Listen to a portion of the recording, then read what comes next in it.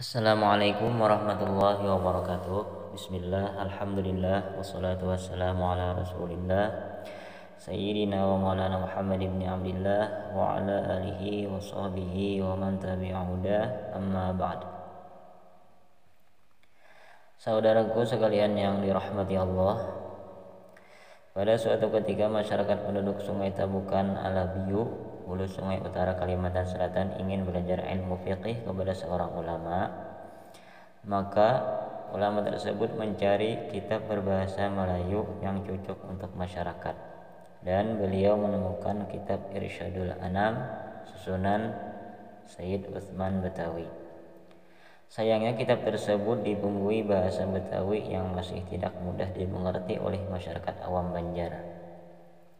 Karenanya beliau terpanggil untuk menyusun kitab fiqih dengan campuran bahasa Melayu Banjar Pahuluan menggunakan huruf Arab dan diberi nama Mabadi Ilmu Fiqih. Kitab tersebut tidak seperti kebanyakan kitab fiqih pemula lainnya yang hanya fokus pada satu pokok pembahasan. Misalnya seputar fiqih ibadat, contohnya kitab Farukunan Syekh Jamaluddin Al-Banjari dan kitab Tangga Ibadah susunan Tuan Guru Haji Muhammad Zuhdi Pamangki. Kemudian fiqih muamalat, misalnya karya Syekh Salim Ma'ruf Al-Banjari. Kemudian fiqih munakahat, misalnya fiqih bab nikah karya Maulana Syekh Muhammad Arsyad Al-Banjari atau Datuk Kelampayan. Kemudian lagi fiqih haji, misalnya susunan Tuan Guru Husin Qadri Al-Banjari.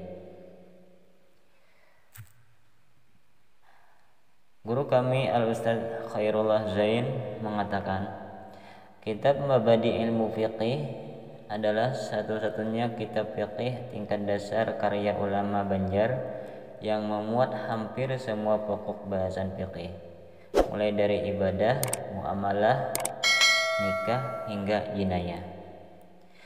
Kitab ini seharusnya menjadi kitab standar para pendakwah Banua dalam mengajarkan fiqih kepada masyarakat awam, kata guru kami Abu Zain Fardani. Ada beberapa hal yang menarik dalam kitab Mabadi Ilmu Fiqih. Di antaranya yang pertama tentang air 2 kulah.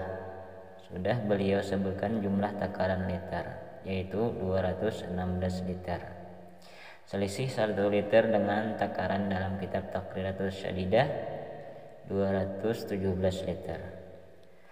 Lumayan banyak perbedaannya dengan pendapat Syekh Badruddin Muhammad Al-Bakri yang menyebutkan dalam kitab Al-I'tina fi Al-Furuq wal Istitsna, dan Dr. Mustafa Dhib Al-Bughu dalam At-Tadhhib fi Adillah Matan Ghayah Awat Taqrib. Jumlah 1 kulah adalah 95 liter, atau kalau 2 kulah sama dengan 190 liter. Kemudian yang kedua, jarak 2 marhalah beliau sebutkan kira-kira 99 km. Berbeda dengan perhitungan penyusun Taqriratus Syadidah sejauh 82 km, yang selisih 1 km dengan Dr. Mustafa Dhib Al-Bughu dalam At-Tadhhib, yaitu kurang lebih 81 km. Kemudian yang ketiga, 1 gantang zakat fitrah adalah kira-kira takaran 3/4 liter. Berbeda dengan umumnya ulama kontemporer yang menggunakan timbangan atau kilogram. Kemudian lagi yang keempat, peringatan kepada jemaah calon haji. Hendaklah tiap-tiap orang yang akan pergi haji itu mengetahui dan memperhatikan segala syarat wajibnya dan segala perkara yang berkenaan dengan dia, seperti arti mustati' atau mampu di dalam firman Allah, yaitu puasa pergi haji dengan cukup ongkos pulang pergi dan belanja anak istrinya di waktu perginya dengan tidak menjual barang-barang keperluan atau berutang.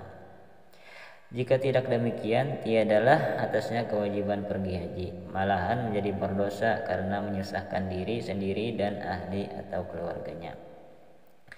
Dan wajib pula atas yang pergi haji itu bertujuan semata-mata menunaikan perintah atau kewajiban yang diperintahkan Allah dan Rasul-Nya, bukan karena selalu atau sambil melihat-lihat negeri orang atau untuk berniaga, atau karena mengambil nama haji.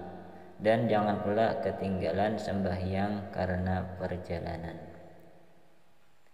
Kemudian yang kelima, menjual emas dengan uang kertas hendaklah dengan kontan. Jika tidak, maka hukumnya riba.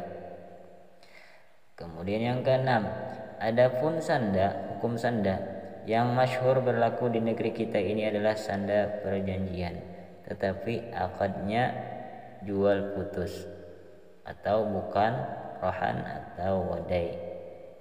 Maka harus atau boleh pembeli mengambil manfaat. Inilah jika dilakukan oleh orang yang berpengetahuan. Kemudian yang ketujuh, peringatan untuk orang tua anak. Masyhur berlaku di negeri kita ini kanak-kanak yang belum balik membeli barang-barang keperluannya, lebih lagi anak sekolah. Dan banyak pula anak-anak yang belum memayyiz disuruh oleh orang tuanya atau tidak setahu mereka membeli sesuatu.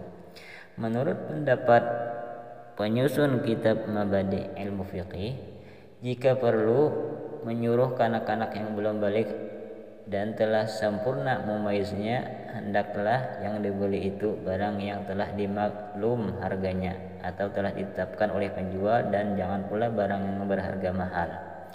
Adapun jual beli kanak-kanak yang belum memayyiz itu tidak sah sama sekali. Demikian yang dapat kami sampaikan terkait kitab Mabadi Ilmu Fiqih. Mari kita sama-sama membaca surah Al-Fatihah yang dihadiahkan kepada beliau, dan kita panjatkan doa semoga Allah menjadikan kitab tersebut amal jariah yang selalu mengalir pahalanya untuk beliau. Allahumma amin ya rabbal alamin. Salah khilaf mohon maaf. Billahi taufiq wal hidayah. Allahumma wafiq ila aqwamit thariq. Assalamualaikum warahmatullahi wabarakatuh.